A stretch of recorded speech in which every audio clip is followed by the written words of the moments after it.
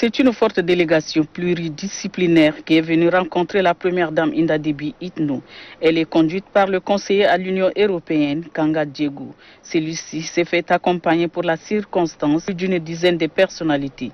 Tout en souhaitant la cordiale bienvenue à ses interlocuteurs, la première dame Inda Déby Itno rassure ceci que le Tchad reste une nouvelle destination d'affaires la plus rassurante.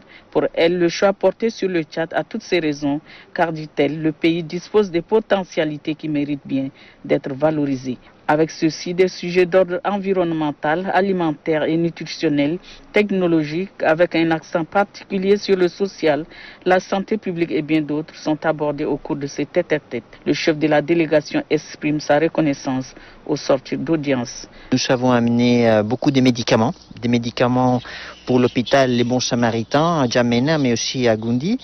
Mais on a aussi amené des médicaments pour Ati, la province des Bata, parce que moi je vais faire le déplacement ce soir à Ati.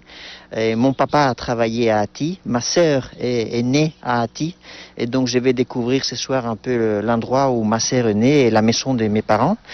Donc nous finançons aussi les études de quelques jeunes, surtout des femmes, et notre groupe derrière moi finance l'éducation de quelques jeunes étudiantes d'infirmerie et de médecine. Et il y a aussi des personnes du monde du business espagnol qui sont venues, une grosse société, une PME aussi très dynamique, pour explorer les opportunités d'affaires de business au Tchad.